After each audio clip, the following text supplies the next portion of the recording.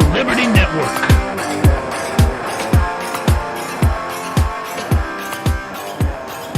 Good evening, Liberty lovers. How are you doing? I'm so glad you guys decided to join us on beautiful Tuesday night. This is the Token and Hobbs show on the Roads to Liberty podcast. How are you? I am your host, Token, joined my partner in crime, Mr. Dustin Hobbs. How are you doing, my man? Not too shabby. It's another great Tuesday for Token and Hobbs show. Yes, sir, it is. I gotta tell you though, I gotta tell you, being snowed in for 2 days in a row is just the worst. I fucking hate it. This weather that we're having in eastern Nebraska needs to stop, needs to go away right now. I'm gonna lose my goddamn mind. Yeah, I know. Like yesterday, it wasn't so bad when I got up in the morning and I got to work. There was some snow on the ground, and then it kind of snowed all day long, and everybody at where I work left a little bit early so they could, drive slow and get home while there was still daylight out. And I got home at about 5 o'clock in the evening and didn't scoop the driveway or anything because it was still snowing, and I figured it would just be wasted effort. Woke up this morning, almost couldn't open my front door, and the road plows had left a drift at the end of my driveway so deep that I got high centered in my little car. So I had to do the old forward reverse, and rock myself out of it. Yeah, I had to make sure last night that I dug myself out. Because, even though it was still snowing, I'm like, if I don't dig myself out right now, there's going to be a full foot of snow on top of my car in the morning. And I am not going to want to dig my way out in the morning right before I go to work. And turns out we didn't even do work today, right? The roads are so bad. We got snowed out yesterday and we got snowed out today too. So, whatever. What can you do about it? Before we go on, I want to let everybody know who's watching the podcast live. We do these podcasts live Tuesday night at 9 p.m. Central. That if you can also listen to the audio if you subscribe to the Think Liberty Network. And if you're listening to the show on the Think Liberty Network right now, I know most of our listeners do it that way. If you want to be a part of the conversation, listen to the show live. Tune in Tuesdays, 9 p.m. Central on either the Road to Liberty Facebook or YouTube channels. Also, we got merchandise. I got a handy-dandy coffee mug here with the Road to Liberty logo right on the front. Also wearing my Road to Liberty t-shirt. Go to roads2liberty.com and purchase some of our fine merchandise. All right, Hobbs, are we ready to get into the downward spiral of our republic? Let's get ready to stumble! Yeah. Oh my goodness, I don't think I've ever seen this country in such a downward spiral while everyone is just gleefully going along with it. It is such a crazy time to be an American, I gotta say. I know you wanted to talk about this H.R. 1 that is going through Congress right now. You had a bee in your bonnet about talking about that. So why don't we get into that? Let's start with the name, because that's my favorite part. Yes. As we know, the Democrats, when they're in, have this lovely little habit of coming up with a bill, naming it something that sounds like it's going to be awesome, turns out to be almost always 180 degrees from the name. Republicans do it too. The number one thing that comes to mind is the Patriot Act. Obviously, it's about the most unpatriotic thing that has ever been pushed through Congress. But Democrats really love to do this, like Obamacare, the Affordable Care Act was the official name of it, and it ended up pricing pretty much everybody who wasn't middle class out of health insurance. And now we've got H.R. 1, which is lovingly titled the For the People Act. Oh my goodness. You with a name like that just throws up red flags immediately. Oh, yes, especially when it's coming in a mono-party rule with full consolidation of one party controlling the legislative and the executive branch. So HR1, I'm not 100% sure about the naming and the numbering of these House resolutions, what the significance of them is, because you always see things like H 3705 or whatever. But the Tucker Carlson clip that I watched this afternoon, he says it's HR1 and it's called HR1 is at the top of their list of things to deal with. So I don't know if the numbers have any kind of like a preferential order or whatever it is. But the alleged For the People Act, what this is going to do is it's essentially going to make all of those crazy right-wing conspiracy theories kind of pan out, where they said that the Democrats were maneuvering themselves in ways legislatively and through various tricks and loopholes in the election system, that they would solidify their control over the federal government forever. And for years, they were saying that things like pandering to immigrant groups, trying to make D.C., Puerto Rico, and Guam into states, things like trying to give amnesty for illegal immigrants, and all these things were just little tricks that the Democrats were going to use in order to solidify their control over the government forever. And anybody who brought this up was considered a conspiracy theorist, you're a racist, you're a bigot, you're a xenophobe, blah, blah, blah, blah, blah, blah, blah, blah, blah. Because these things are on their face little tricks they would use. Well, they've decided to just dispense with the trickery, and they've put forth this little bill that has things like it essentially it nationalizes the federal election system, from what I can gather.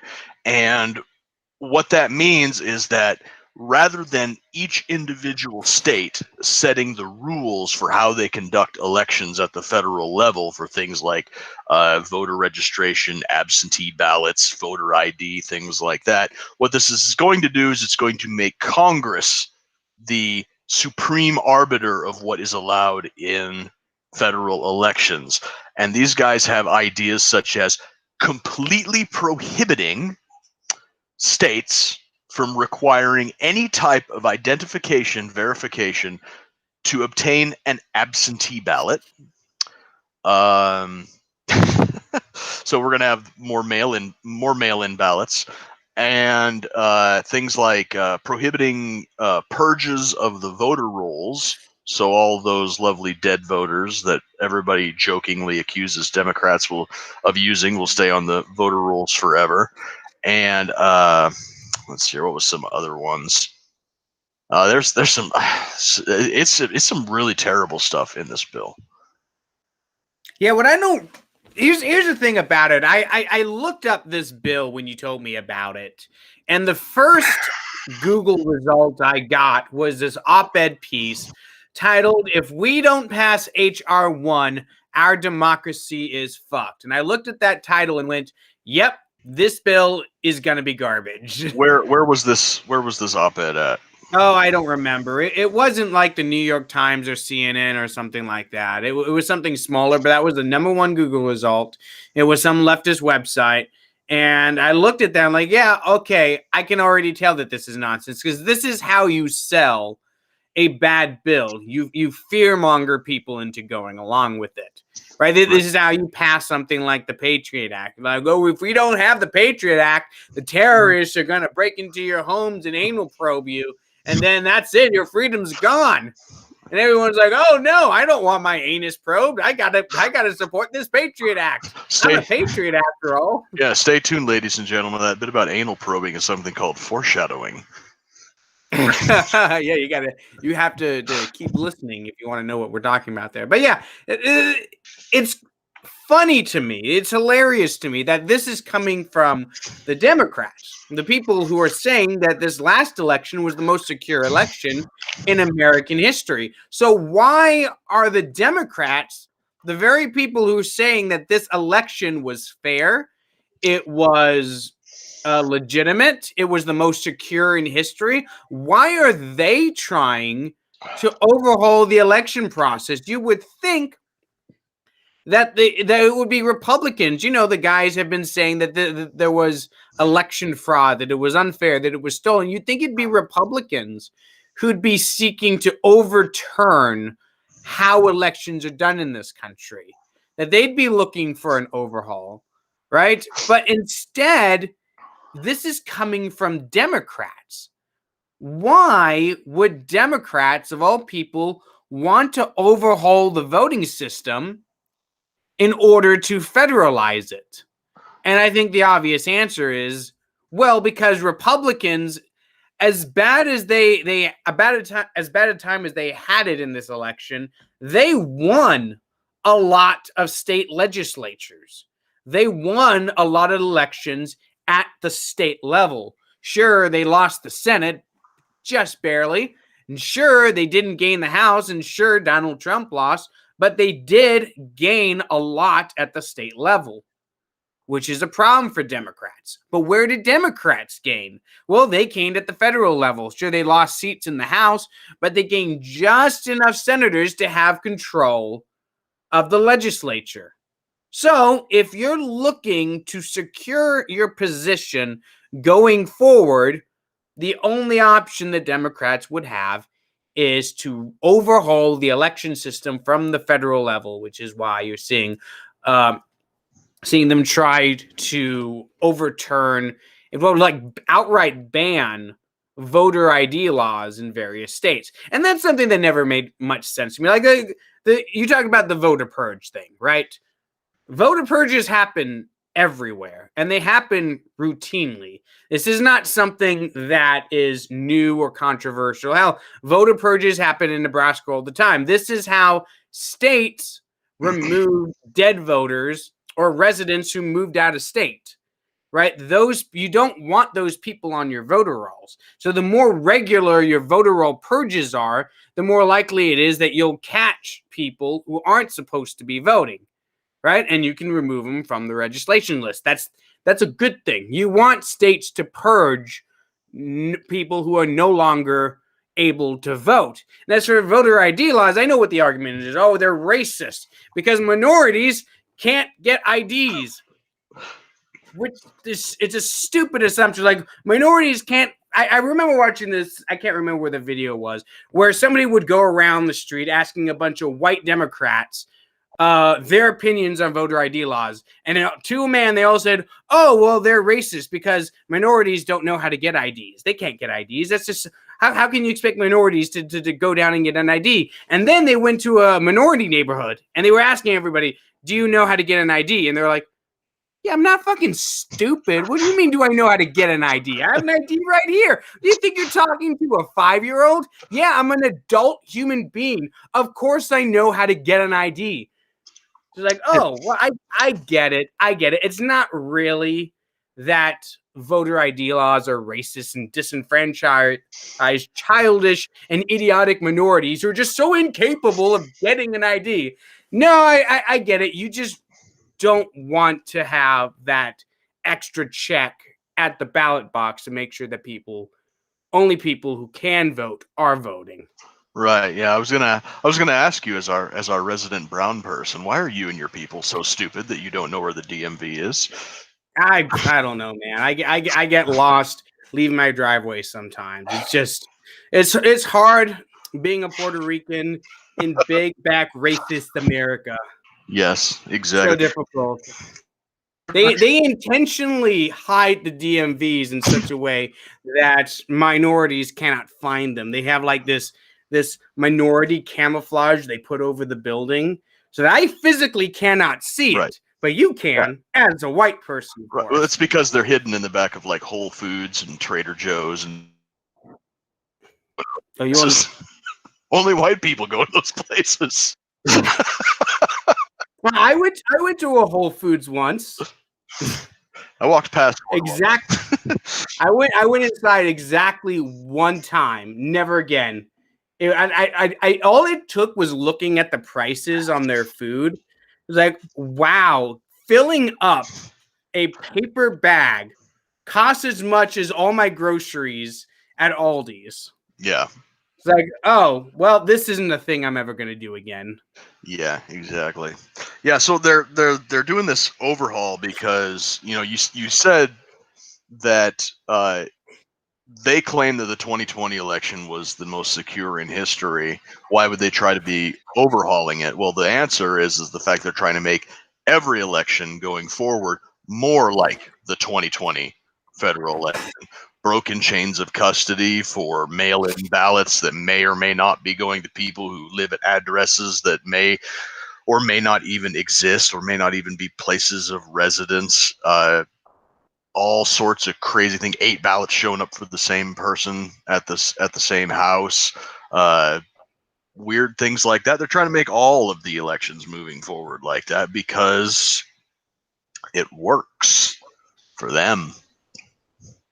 Yeah, and they wouldn't be doing this if it wasn't beneficial to their side, and that's really what it comes down to. They want to ensure that what happened in 2016 never happens again, and by that I don't mean Donald Trump being elected. I mean a Republican being elected. They never want to see that happen again because. Just think back to 2016. Donald Trump was not the first Republican to ever be accused of being a Nazi by the left. Right? We all have this image of like, well, Donald Trump was uniquely bad, uniquely evil. He was Hitler. He was the Nazi. But no, they were calling Mitt Romney a Nazi. Yep. Mitt Romney was a Nazi. George Bush was a Nazi. Ronald Reagan was like super Nazi. I mean, do you remember binders full of women? Full of them. Full of them. I mean, here's this guy being like, no, guy, I have nothing against women. See, I have binders full of resumes from women. And they're like, binders full of women, lynch that man. Evil racist. Fucking sexist over here. Binders full of women. Like, did they take that literal? Like, yeah, I got binders with physical women inside them. Right. I took a woman and I ran her through the 3-hole punch and I put her in the binder. Yep, binders full of women, and you guys better be happy with that. So yeah, that's fun.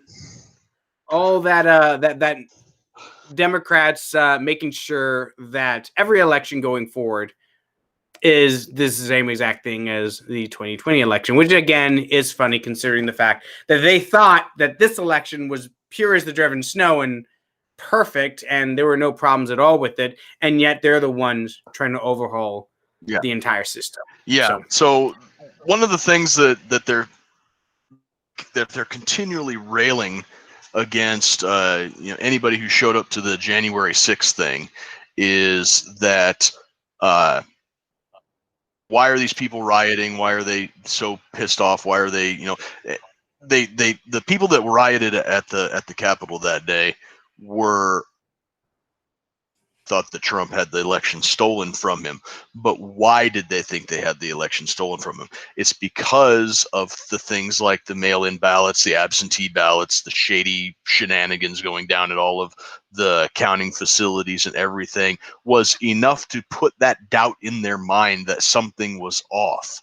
And rather than try to answer the questions honestly, or perform any audits, or overhaul the election system in a way that makes that shadow of a doubt go away, the Democrats who are in control now are doubling and tripling down on it and instituting more fraud or more opportunity for fraud or more opportunity for it to seem like there's fraud. And you're going to have these types of Capitol riots again anytime that there's a shady election, which is going to be all of them from now on. And I will say this last thing on the topic.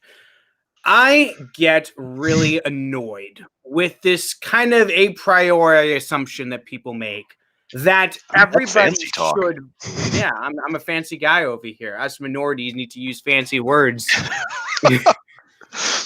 But this assumption people make that the more people voting, the better the election. I do not believe this to be true at all. You know, you see every 2 to 4 years, people are talking, get out the vote, get out the vote, get out the vote. It's your duty to vote. I'm like, no, don't vote. Stay home. You know why? Because you're a dumbass. That's the thing about it. People should be actively encouraging those who have no interest in politics to stay home on election day. If you don't know anything about the candidates, if you don't know anything about the policies, right? If you don't know anything about economics or foreign policy or nothing, if you don't care about politics enough to research these things, stay home on election day. And you know what? If you can't be bothered to have a photo ID and go to a voting booth in order to vote, if you can't even bother doing that, I don't want you voting. You know, a little bit of difficulty in order to cast a vote is not a bad thing, because that weeds out the people who don't actually care enough to put an effort into it. Like, I care enough to put an effort into voting. I'll go to my voting place and I'll cast a ballot.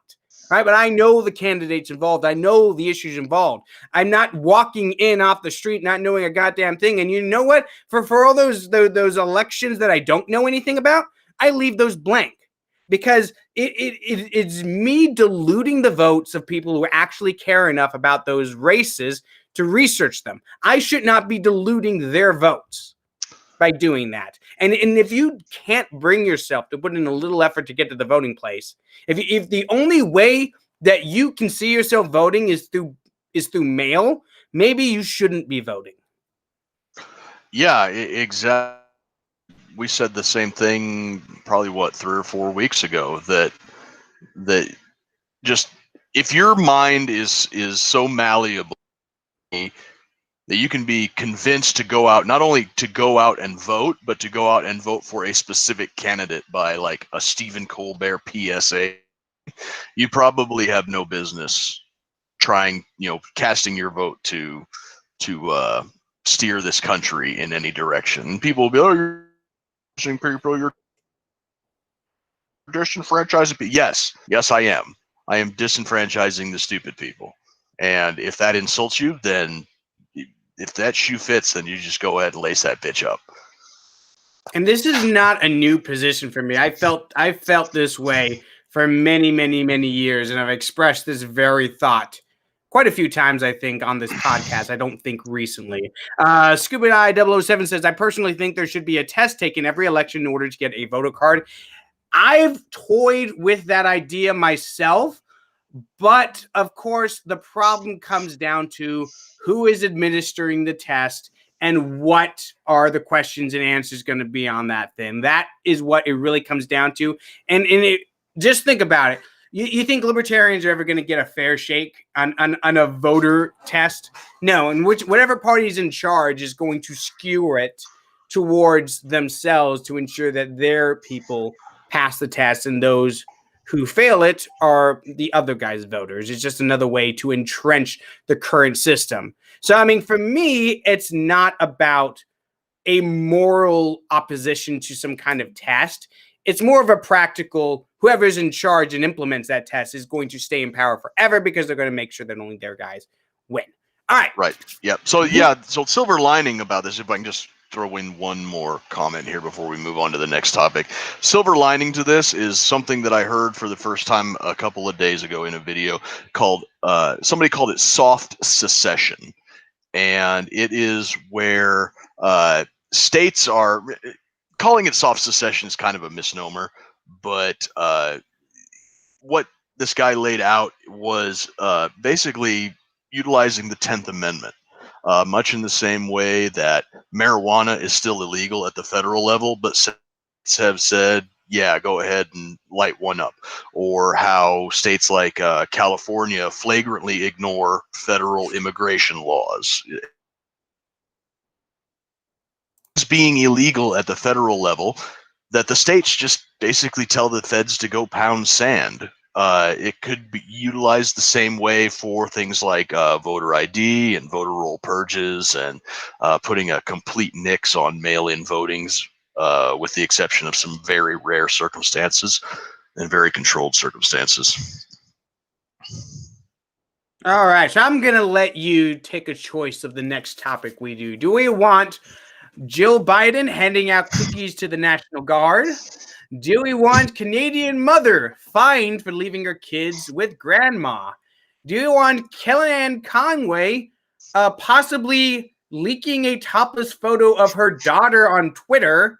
Or do we want to go through Joe Biden's first 9 days of executive orders?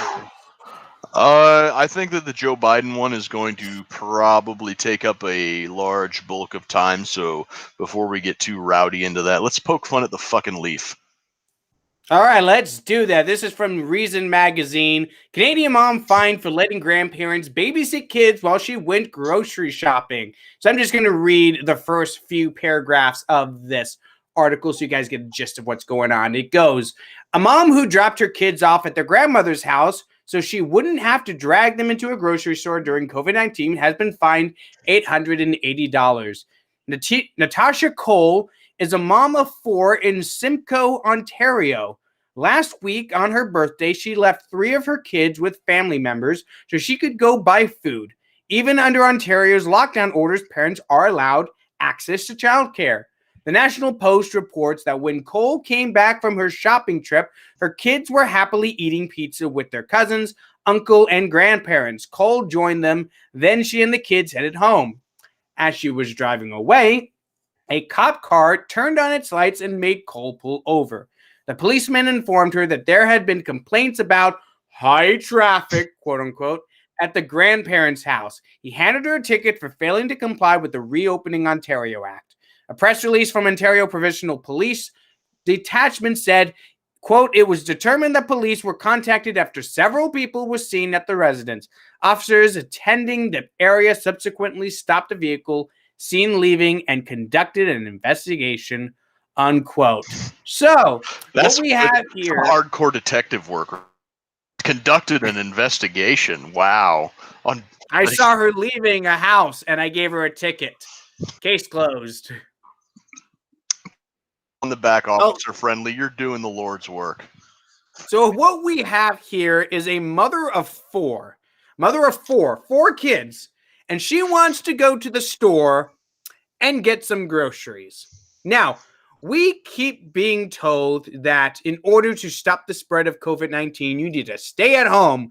But this poor woman can't just stay at home. She needs to go to the grocery store so she can get food to feed her 4 kids. But she doesn't have someone at home to watch the 4 kids. So instead of dragging them all into the grocery store, well, God forbid, she could give someone COVID, or someone could give one of her kids COVID. When we keep hearing that we need to keep people away from public places like that, she instead decides to take them to her mother's house. And then some fucking do-gooder called the cops on her because her three of her 4 kids were eating pizza with their cousins and uncle and grandparents. And we just can't have that.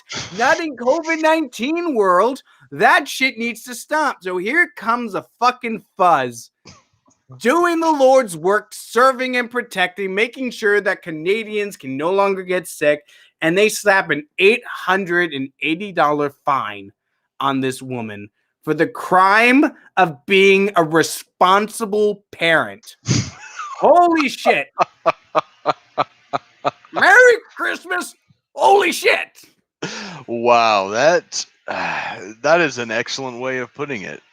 Because drag 4 kids around a grocery store, you're gonna have to watch them, make sure that they're doing what they're supposed to be doing, and today's climate, you're gonna have to make sure that they're wearing their stupid little masks and not licking shopping cart handles, and it's hard enough with 2 kids, right? I got a 5-year-old and a 1-year-old.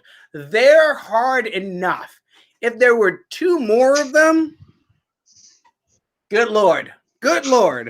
Right.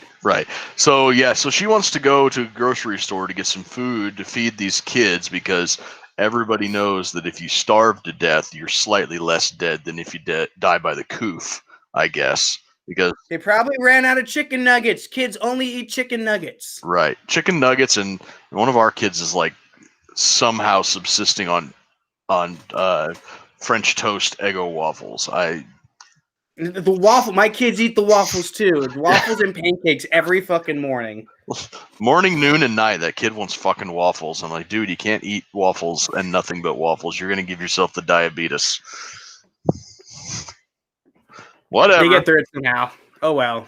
But yeah, you gotta love how police are being tasked with this kind of nonsense. I can't imagine the kind of mindset it takes to want to be a police officer. So you can hand a single mother of four an $800 fine for going to buy her kids food and not taking them with her. Like, oh no, the criminal. How dare her? Arrest that woman. And who fucking snitched? Who was the piece of shit that saw a bunch of kids at their grandma's house and thought to themselves, I know what this situation needs. A dude with a gun. That's what we need to insert into this situation. Yeah, that right there. Like, if I was that woman, I'd probably be on the hunt for whatever Karen decided to pick up the phone and dial whatever the fucking Leaf equivalent of 911 is and report it. There's kids having fun at grandma's house. Go in there and break that up. Yeah, that's we can't allow that. That is a violation of the Open Ontario Act. Yeah. Arrest that woman. Yeah. She probably whoever it is probably upset that this woman only got a fine. Probably. Throw this woman in a crowded jail. Yeah, Scuba Guy 007 says guns. Let's talk about guns. No, sir, that's what Observations is for. We do not only talk about guns on Token and Hobbs. This Friday, we're not talking about guns either. I'm going to have Sam Culper on. We're going to talk about the shit show coming up in his Intel collection experience because he's been busier than a one-legged man in an ass-kicking contest lately. Stop lying. You'll probably end up talking about guns. Yeah, maybe. Probably. I mean, just Scuba Guy, tune in Friday, 9 p.m. Central, and tell them to talk about guns and completely derail whatever conversation they're currently having. That's Gary. Hey, Gary. All right. So, what do we want next? Let's talk about. I want to save the last 20 minutes for the Joe Biden stuff so we can make sure to get through a lot of it. So let's go through this fast. Firstly, Jill Biden was handing out cookies to the National Guard troops in D.C. That was fun. You know, I saw this and it reminded me a lot of spending Christmas on post in Korea, where every single person feels like it's their moral duty to bring you a box of cookies. And it's like the first 2 or 3 is like cookies, yeah, fuck yeah. And then by the 10th, it's like, stop bringing me cookies. It's like, hey, guess what? We're gonna.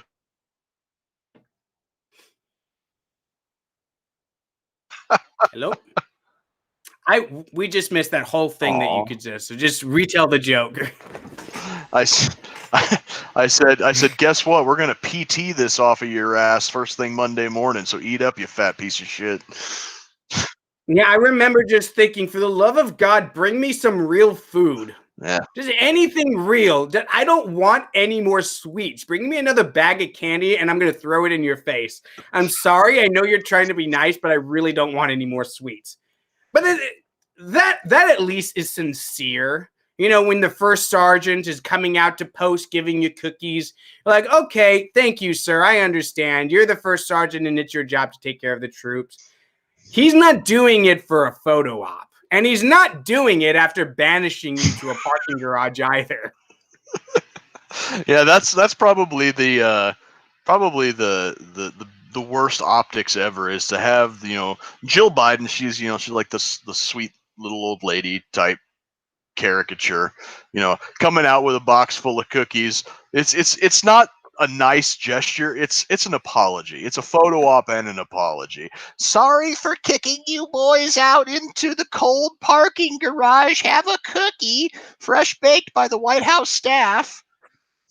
Wow, thanks, bitch. I really appreciate it. This is what I always wanted. I always wanted to come out to DC without ammunition, so I could just stand around like a fucking retard and look cool for you, so I can protect you from nothing, sleep on the floor in the Capitol building, and then after my usefulness is done, after you kick me out into the parking garage so you can give me a tin of cookies.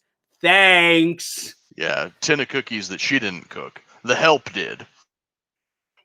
Yeah, the help did. Of course she didn't. Dr. Jill Biden is far too important to cook the National Guard troops cookies herself.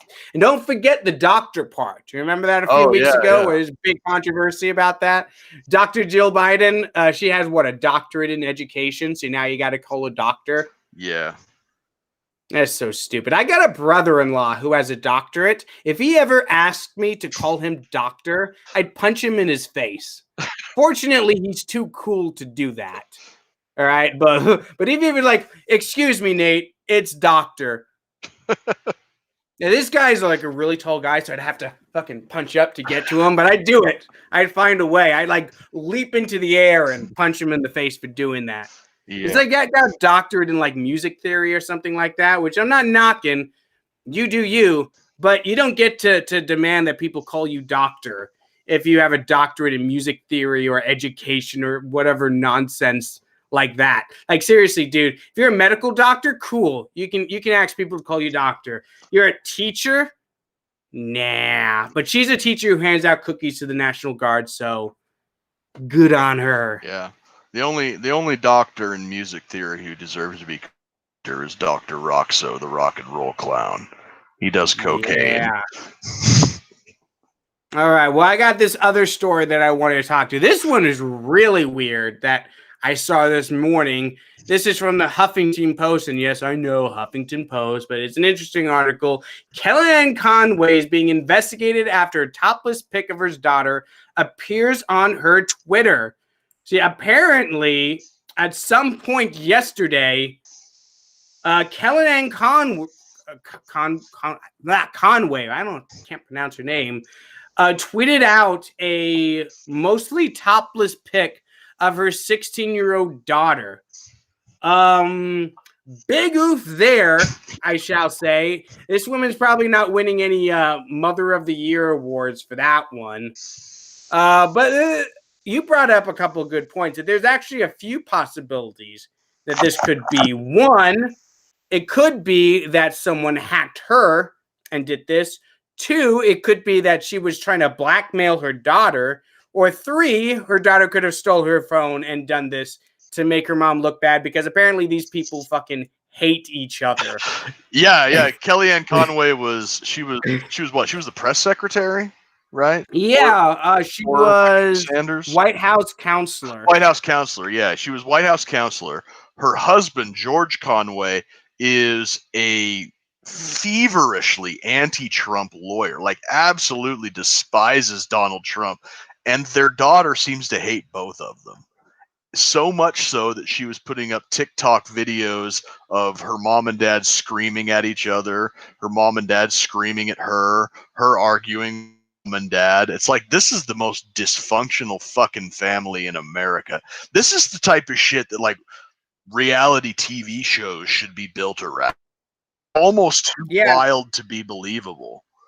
Housewives of DC would actually be a watchable show. Why are they making shows about housewives in Atlanta? I want to know what the wives of the rich and powerful in Washington DC are yelling about. Right. That might actually be worth watching. Yeah. That you just probably have to edit out a lot of the drug abuse and ritual pedophilia and child sacrifice and God knows what else those degenerates get to in that city. But yeah, the drama might be interesting. Like the wife of some Raytheon exec is calling up Biden. It's like, you said that you're going to stop the war in Yemen. You know how many millions of dollars my husband makes off that war? You piece of shit, you son of a bitch. I didn't vote for you for this. Keep bombing those brown children, you son of a bitch. Yeah, that seems to be pretty par for course. And when I get to DC after I get the recounts done, I'll let you know if that's accurate. Absolutely. We're gonna get you in there, Hobbs. Yep, Congressman-elect. I am convinced that this election was stolen from you. Trust the plan. We'll get Hobbs in there. But yeah, I here's the funny thing about it. So two possibilities, right? One, her daughter leaked this herself to make her mother look bad, which I'm inclined not to believe, just because that seems pretty far-fetched. But the other option seems pretty far-fetched to me until you remember that this is Kellyann Conway that we're talking about. And she had a nude photo of her daughter on her phone and somehow accidentally posted it to Twitter. Like, why do you even have that, you sick freak? What the fuck? Yeah, the article said that it was posted on Fleet, which by the description I'm assuming is something like where Yeah, it's like a tweet that's supposed to disappear after 24 hours. Okay, yeah. Like, isn't Snapchat like that? I don't know. I've never used it. Yeah, I'm asking the wrong person. Snapchat. I have Snapchat because my old lady sends me Snapchats of the baby and stuff all the time. But it's like, yeah, as soon as you look at the photo and then go away from it, it'll disappear.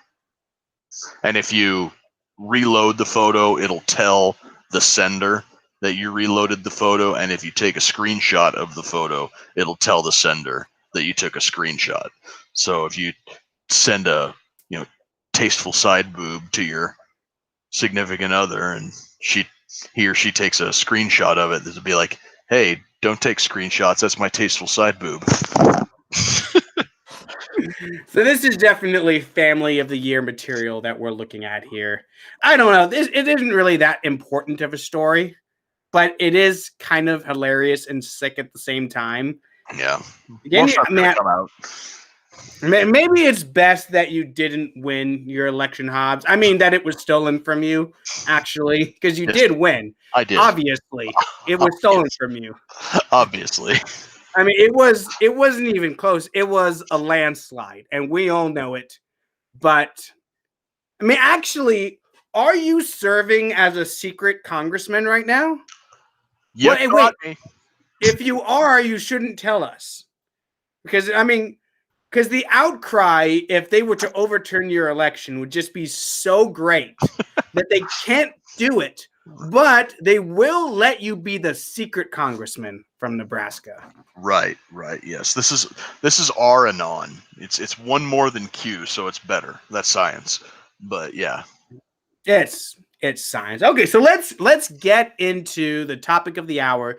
Joe Biden and his many, still scrolling up to get to the top, executive orders. Here we go. Do you want me to go through every one? Here, how about I read through them all, because none of them are that long. It's just like a couple lines of summary. You stop me if you hear something interesting. Okay. All right, let's play this game. Day 1. Dun dun.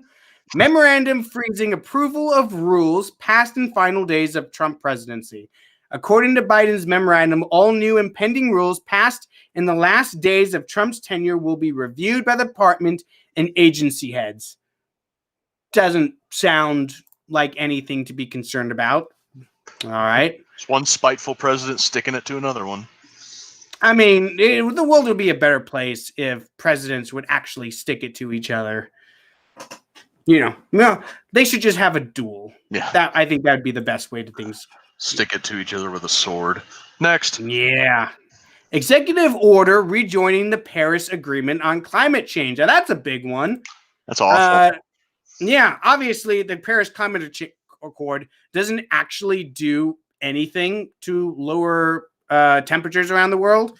So it's completely and utterly pointless and just a way of virtue signaling. Exactly. So, it's just puffing up your chest and saying, we're gonna do this. Now, ironically, the United States has reduced its carbon emissions more than any other country on the planet without being in the Paris Climate Accord over the past 4 or 5 years.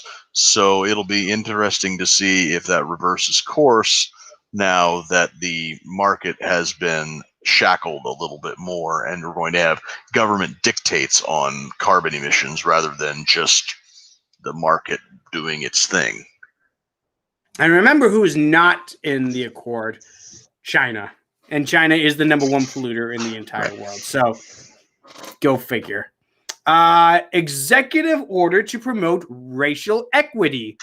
Biden ordered his government to conduct equity assessments of its agencies and reallocate resources to, quote, advance equity for all, including people of color and others who have been historically underserved, marginalized, and adversely affected by persistent poverty and inequality. So anytime I hear the word equity connected to any kind of federal program, I immediately go, ugh, this shit again. Yeah. So we're not going to treat people like individuals. We're just going to lump people into huge racial groups and treat them as if those racial groups are individuals. I see.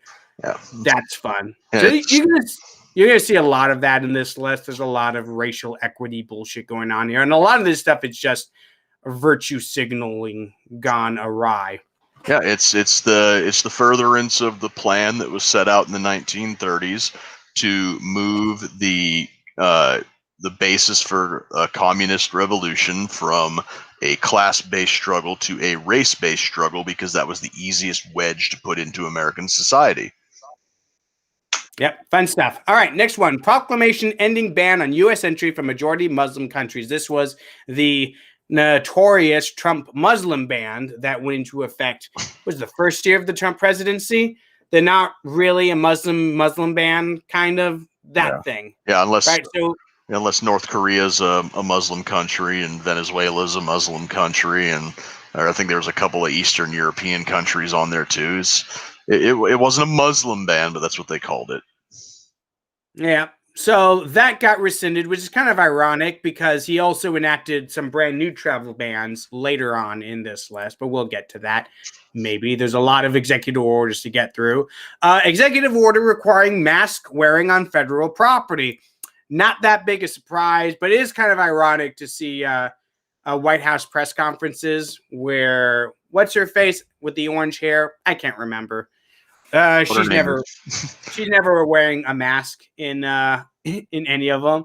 She was like, okay, very well, I guess.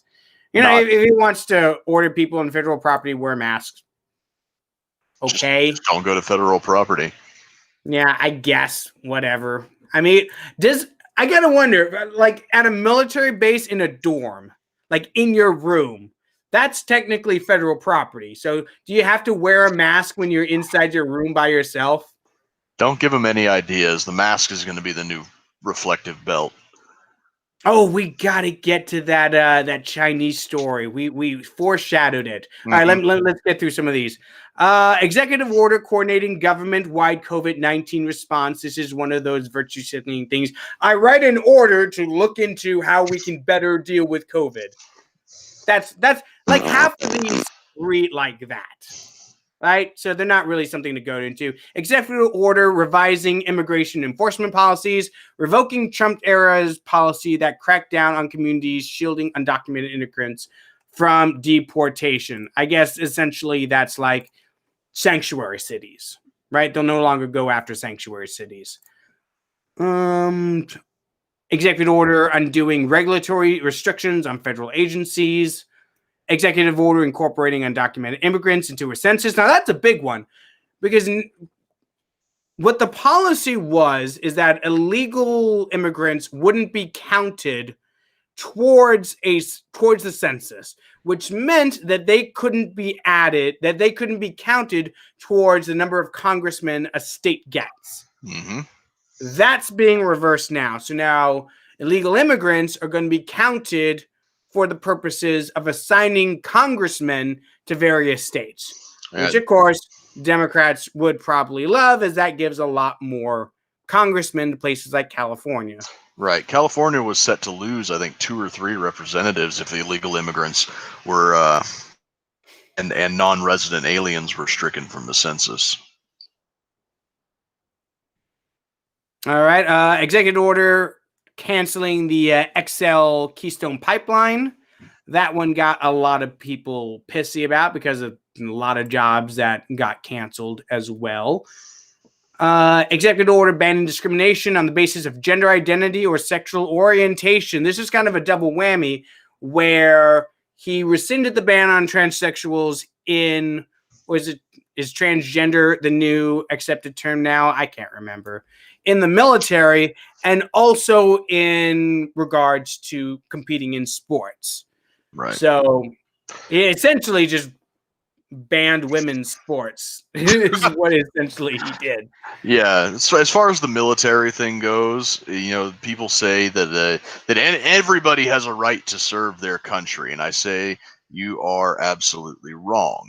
You have the right to attempt to join the military to serve your country, but just like we don't allow people who are too old or too fat or have some type of a disability or whatever, other things disqualify you as well. And I'd say that needing a constant supply of synthetic hormones and genital surgery and psychological counseling and everything that goes along with it, kind of a big deal. And I'm sorry if that hurts people's feelings, but you should probably look for another job.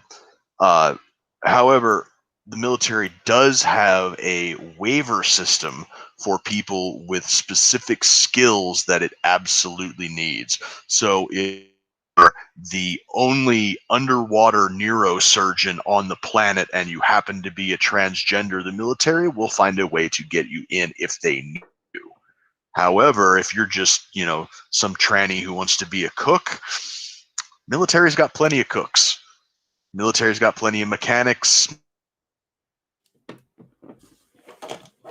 It never has enough Marines though. Needs more ground pounders. Crayon eaters. Yeah, they need those. This is a fun one. Executive order assisting veterans in debt. Biden's order asks the Department of Veteran Affairs with considering a freeze on federal debt and overpayment collection. It's like, this was one of the things that really annoyed me about the military, when they would overpay you, and that happened a lot. Like, they would accidentally give you too much money, and if you didn't notice it, then they would just take it back. Like, oh, you owe me $2 million because we overpaid you. Now, it wouldn't be like that, but it'd be something crazy. Like, oh, I got a little bit more in my bank account than I was expecting. Cool. I'm going to buy a new TV. Like, oh, sorry, we overpaid you. Give it back. That literally never happened to me one time. It never happened to me personally, but I knew guys that it happened to. Yeah. Like, it's a weird thing. Like, if you accidentally give someone too much money, I'm sorry, that's on you. You eat the cost. That's what I'd say too. Take it back. That's what I would say. You can't just take it back. Yeah, it's like, your fuck up. Sorry. Executive order guaranteeing unemployment insurance for workers who refuse work due to COVID-19. Okay. Does that count for everybody? Like, can you just be like, oh, I can just not work and get unemployment insurance? Like, okay, hey, the reason I'm not working is due to COVID-19. Can I have unemployment insurance, please? I mean, that seems a bit, okay. Like, here's the thing. This goes on forever. There's a whole lot of these executive orders, and most of them are either, like we said before, it's setting up a plan to how to best deal with COVID-19, stuff like that, or executive order banning racism. That seems to be the common theme of most of these executive orders. So you see all these lists of people like, oh, he's passed more executive orders in his first 7 days than any other president ever. It's like, yeah, that's true. But look, most of them are just him saying things.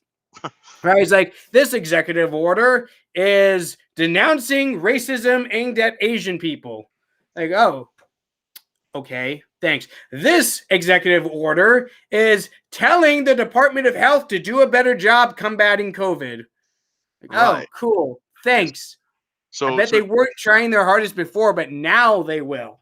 Yeah. So Joe Biden is mechanism as a instead of a press release or getting up and giving a speech, because Joe Biden can't string together 3 sentences without stumbling over a word. So it's better to just write out an executive order that says some like racism bad, guys, or yeah, no shit. But we're gonna write out an executive order and make a big deal out of it, and then just allow your puff it up instead of getting up behind the podium and saying whatever it is that you wanted to say. Yeah, it's a lot of it is just that sort of nonsense that doesn't actually do anything. He did write an executive order stopping troop withdrawals from Iraq, so that was fun. It's like war's back on the menu, boys. Like priorities, really? That's your priority here, huh? Yep. You just had to do it that way. Very, very good stuff. Okay, well, we had one more story that we promised that we would get to before the end of the night. So Hobbs was looking up this story, and he is ready to bring it to you now. So why don't you share to everybody what you were talking about earlier? Yeah, I sent the screenshot to you in the messenger if you want to pull it up. But I thought this was fake, but I wanted to double check just to make sure, trust but verify. And so I went on the Newsweek website, and lo and behold, it is not a fake headline. Newsweek is reporting that in China, they will be undergoing swabs for COVID-19 tests because they work better. Because science. COVID anal swabs for residents more accurate, says Chinese expert. Because reasons, I guess. Very nice. That is coming to a city near you. So just keep an eye out for that. Bend over and spread them. Bend over and spread them. That's what's coming, you filthy, filthy bigots. Yep. Like really, honestly, if they can get you to accept an anal probe, they can accept you. They can make you accept anything. Yeah. That's what it really seems like. And like I said before the show, man, when we were having our discussion, they're just fucking with us now. That's all this is. They're just fucking with us. Have you noticed all these Democratic governors and mayors suddenly coming out and going, "Oh yeah, we can't keep doing this forever"? Like Andrew Cuomo did, Mayor Beetlejuice over in Chicago did it. California just ended their statewide lockdown order. They're now letting individual communities decide this for themselves. It's like, I think it was Joe Biden who was like, yeah, we don't have a real plan to stop the spread of COVID anymore. It doesn't seem like we can do anything right now that is going to, stop this spread. It's like, oh, wow, thanks. You were telling me this whole time that you had a plan. Turns out you don't actually have a plan. You're just full of shit. Like, thanks, man. Thanks a lot for that. It's all political theater. Every little bit of it. Absolutely. All this fun stuff that we got to deal with going forward. And not to mention the fact that censorship on social media has not eased up one little bit. I keep seeing libertarians and libertarian pages get zucked left and right, and I'm just in here wondering, wow, they must really like our memes if they're still letting us stay up. Right. So either we are unknowingly a fed honeypot and they're just like scooping up around us, or we're not as influential as we would like to think we are, and we're just not on the radar. Both of those are not.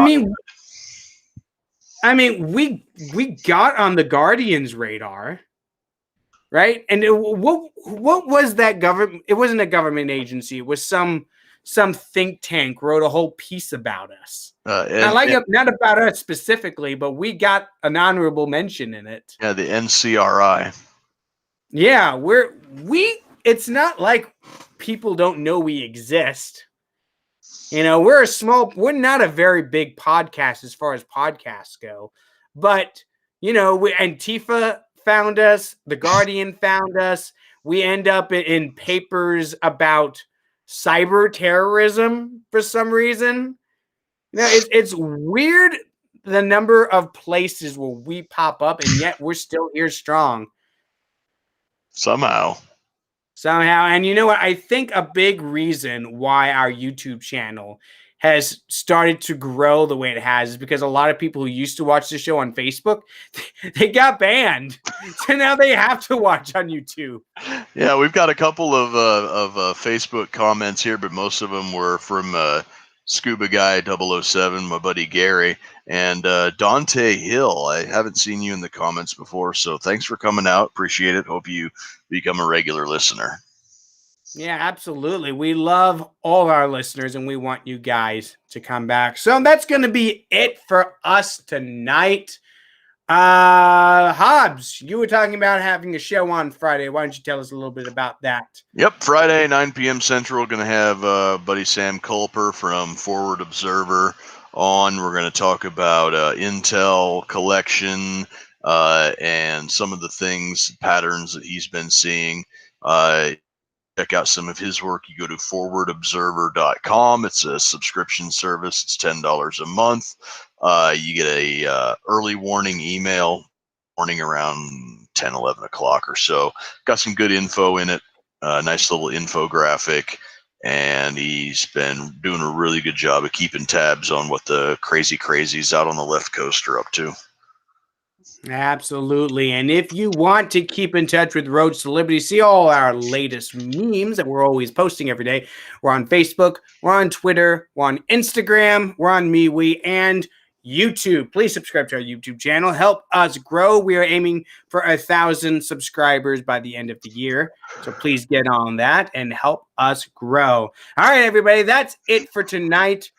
Thank you for listening to another episode of the Token and Hobbs Show. Y'all have a good evening.